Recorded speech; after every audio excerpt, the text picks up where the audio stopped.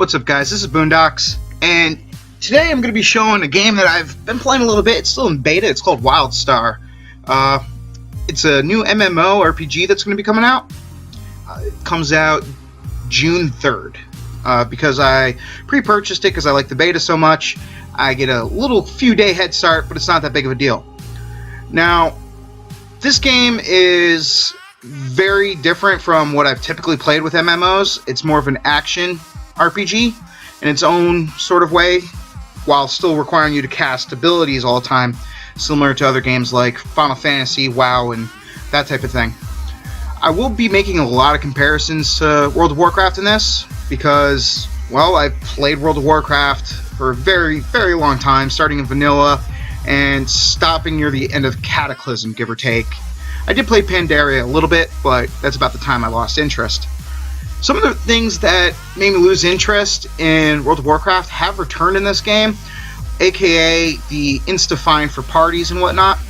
But today I'm mostly just going to be talking about character creation. Now, similar to World of Warcraft and other games, but not like Guild Wars or Final Fantasy, there are two factions. So each faction has their own starting areas, their own major cities, just like those types of games typically have, and each one comes with 4 different races. Each faction, one of the races is a type of human, and as you can see from here, male, female, and just like for the exiles, man, female. So it's the exiles versus the Dominion. So as far as the exiles go, I really like their classes, or their characters. I like their models, I like the animations to them. I only have one major complaint: the accents. In the Dominion, the humans, who typically do the most talking in all honesty, have like a superior Fox British accent. And I could totally deal with that because it just makes them sound very snooty, but doable because they just overpronounce a lot of English words, similar to British speaking. As far as the exiles go, their accent is Southern. And I don't mean like Southern slang, I mean, howdy, oh, what you doing? That. And it really grates on my nerves very quickly. And because, like in the Dominion, the humans have a lot of talking to do, it just gets to my nerves a little too quick. I am going to give it another shot to play the exiles, mostly because I've been told that when you get out of the early areas, there's less human interactions and more with the other races, which I have no problem with. So then you have the Aran. And I apologize if I mispronounce any of these, but don't get me wrong, I really don't care all that much. So as far as the Aran go, they're weird, like half animal creatures.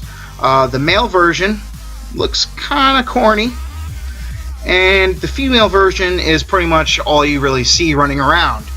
Obviously they can't be every class, as you can see down here at the bottom. They can only be 3: Esper, Spellslinger, and Stalker. So each race has different classes they can be, and that'll kind of determine who you get to play. But from what I've seen in the Exiles, everyone likes to build these little friggin' bunny, cat, girl, chipmunk looking things. And then you have the, this one I'm totally going to get wrong, the Granok. These are big rock creatures, and they look badass. I really like their character models. Even the female versions, this random roll that it gave me made her look kind of like a weird alien type deal. But yeah, another bad face they gave me. But overall, I like both their character models. They're big, they're tanky, and sure enough, they play tanky classes. The warrior, engineer are 2 main tanks. The other tank that you can play is Stalker. They can also play healer, or the medic rather, which I thought was a little bit interesting, but it makes sense, and you got to compare to some of the other classes they could have been. And you got to give them more than just 2 classes, so I guess it works. Then probably my favorite class, or race rather, for the Exiles is the Mordesh. They're weird humanoid creatures that like do a lot of experimentation on their own bodies, and they've become kind of, due to their experimentations and whatnot, their cells aren't held together properly, so they have to incorporate mechanics. And the reason I really like them is mostly just because of their style, and I like the offset colors that you can make within them. And one of the main reasons, too, is these dreadlocks. I absolutely love the dreadlock look. Over on the Dominion side, it already put me on my favorite race for the Dominion, the Chua. Let me try to get a better roll for the Chua random. And I still get this stupid little hair on their face. I love the Chua. They're really tiny. They're kind of like the gnomes from World of Warcraft, and they run around, jump all over the place. And I just really like their animations with their tail whipping back and forth as they're running. And since you have to look at your character the whole time you're playing them, I typically like to make my character look as aesthetically pleasing as possible. Of course, like I said before, they do have their own human class. The odd thing is, different hairstyles and facial features are split between the Exile and the Dominion, but they're just humans, so you can pretty much make them any way you want. The other really cool class for them is the Draken. They're kind of dragon inspired. As you can see, they're a brutal race, but they have a lot of honor. They fight for honor and proving that they're the strongest, that type of thing. I even like the female version. As you can see, they look very demon-like in the female version, a little less dragon in my opinion, but that really doesn't bother me all that much, because it gives you two totally different art styles between the sexes for this particular race. As you can see, she looks very demon-like versus this more bestial. I mean, that's a clearly demon-looking face right there, but you get the general idea. So then we have the what is it? Makari. Yes, the Makari. Now the Makari are a race that came from the Eldens long ago. They were actually created by the Eldens, which were the super technologically advanced race, and we're trying to take their technology pretty much. That's the foundation for the game. I like their character model as well. You can put on a lot of different weird features up on top. And as you can see, they're pretty intricate, and you can, kind of like the Mordesh, change the color that they glow intertwined, like through their face masks and so on. As you can see, they keep changing from like gold to purple, blue, red, that type of thing. And it's all pretty much powered by like their hair color. I call it hair because it's more of just a crystal thing, but whatever that color is determines the rest of their color. So after you pick your race, you then have to pick your class. This game has 6 classes in it. Each class has 2 different ways to go. So for Warrior, it's DPS Tank. Engineer is actually range DPS and range tank. It's pretty rare that you see a range tank immediately put into games. Usually people find a way to make a range tank. For instance, World of Warcraft, people found out you can actually use a Warlock to do certain range tanking. Or in some unique cases, you could use a Ranger with the avoidance and so on. But the Engineer is just a heavy machinery tank. Then we have the Esper. I can't click on it here, but the Esper is a ranged damage dealer or healer. So the way the Esper works is they use their mind power to summon blades and weapons and destroy their enemies with that. And likewise, they use their brain to heal their friends. The issue is, this game comes down to a lot of movement, and Espers actually wind up standing in place. And this is why I hate having Pandora in the background, because now there's a fucking commercial playing. I apologize for that, but whatever. So then we have Medic as the next class. Let me actually be able to click on it with someone. So we have Medic. So the Medic is, again, range damage, range heals. And to be honest, all the range do damage and healing, and all the melee, well, exception being the Engineer, and the 2 melee are both damage and tank. So the Medic, they're actually more of a medium range healer and medium range damage dealer, but they have medium armor instead of light armor like the Esper Spellslinger. Now the cool thing about the Medic is they can set up fields of power that can damage enemies, heal friends, do both. They can set up bots that will follow around different characters doing out damage or healing them periodically. And I think it's a pretty fun class. You don't have to stay in a place like you do the Esper, but you don't have nearly as much movement as the Spellslinger type class. So the Stalker, that's your assassin for the game. They can go invisible, of course, and you know that's typically the bane of every PvP players when you get ganked from behind by an invisible enemy that is impossible for you to see coming. That's not entirely true because you can spec to be able to see invisible players a little bit better, but I typically play PvE, so it kind of contradicts because now you spec out of doing PvE damage, but it's something you can work around. So the other cool thing about the Stalker is just the way that their weapons look. They're giant blade claws that come out of your hand, almost like Wolverine style, but twice as long.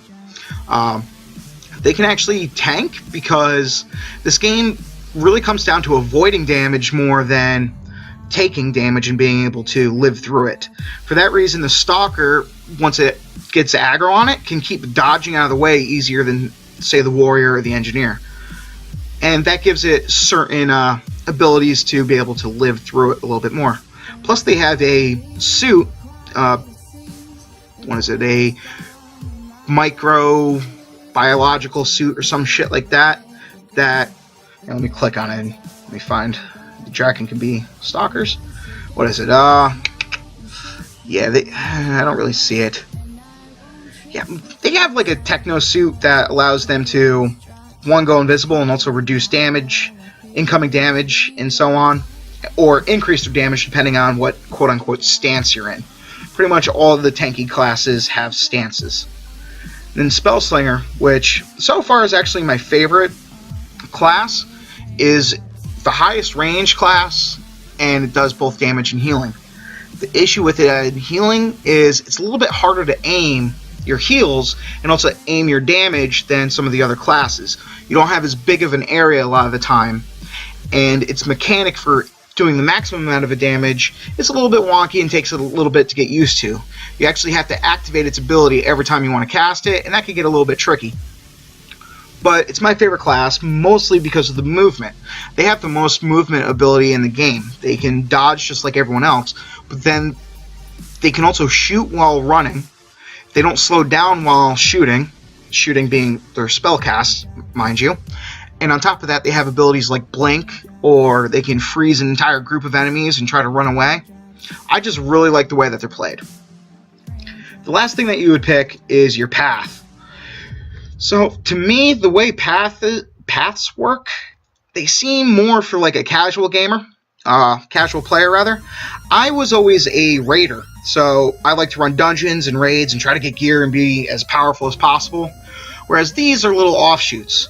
The soldier is typically like assassination missions or defend an area type missions. They're relatively easy, kind of fun, but yeah, you don't gain experience from it for leveling. You only gain soldier experience to level up your soldier stat, which then gives you added benefits in each class, or each path has different benefits it gives you. Like soldier, you can mitigate damage or jump out of combat completely. It does some interesting things. The settler, you can actually, this one is pretty interesting actually, because you can collect things from around the world and then build them up to create vendors or mailboxes, transportation, healing areas. You can do a lot of cool things with it, but only in specific zones that are set up for it.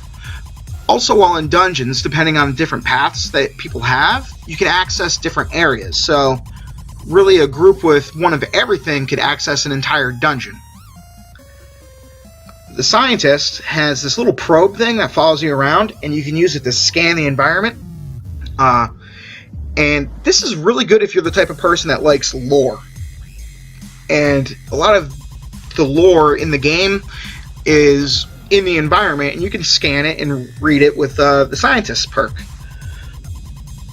And then for Explorer, basically you have a lot of climb to the top of this mountain, do this race type deal.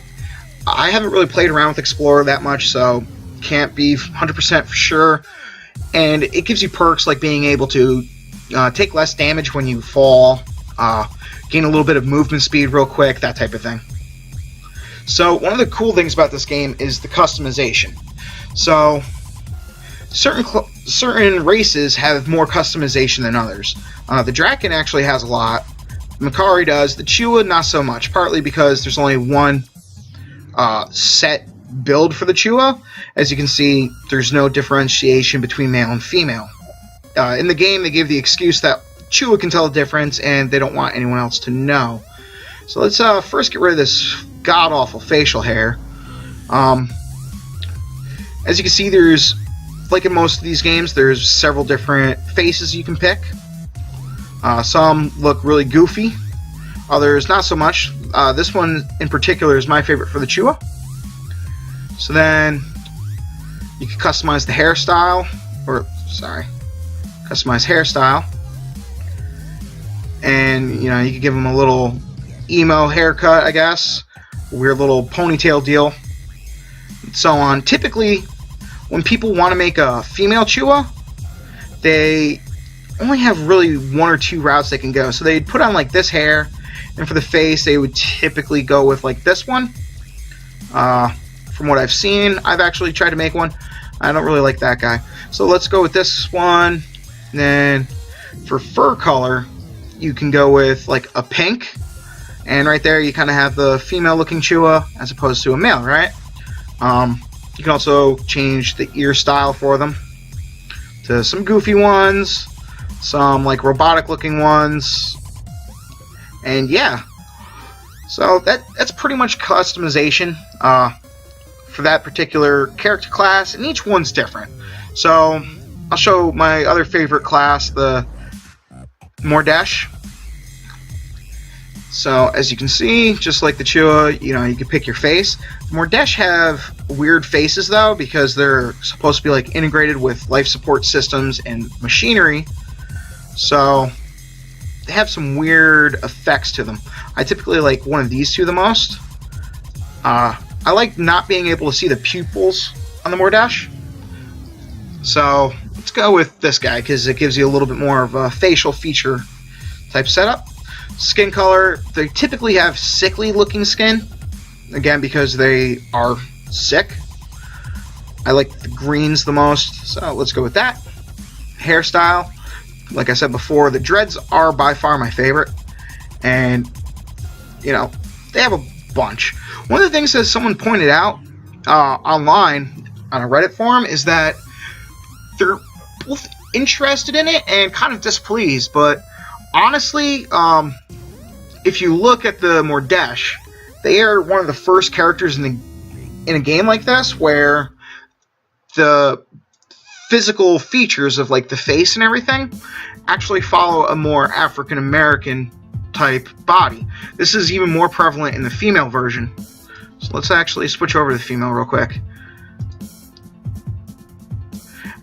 So they kind of go for more of like the long neck and skinny arms, more of a African style, but like a lot of the haircuts and all that, and it's modeled more after that instead of just having like a skin tone swap like most games have.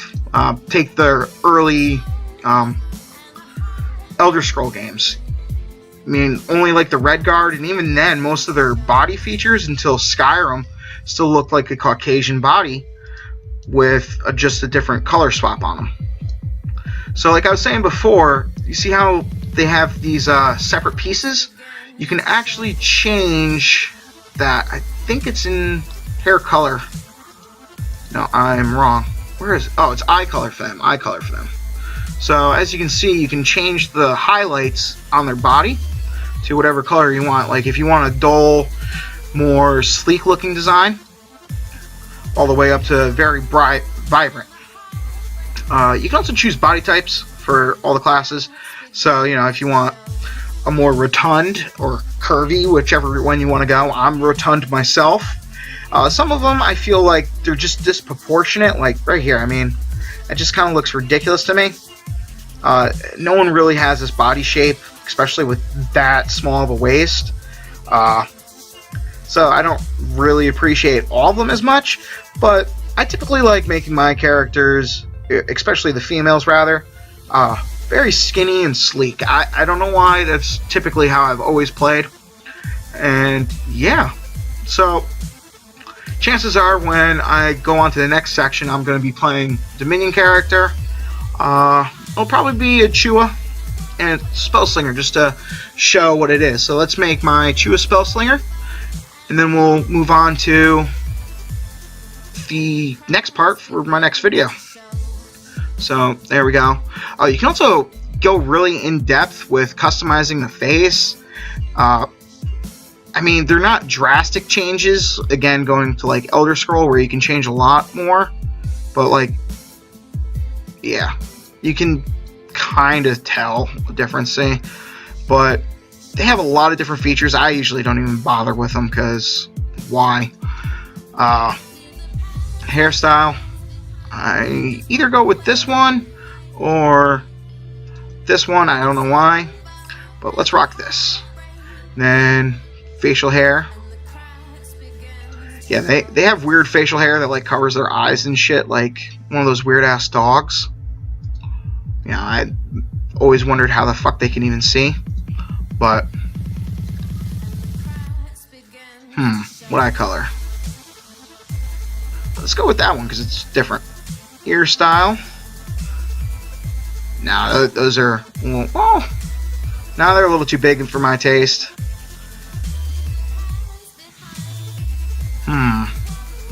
What to go with? Maybe I will stick with that.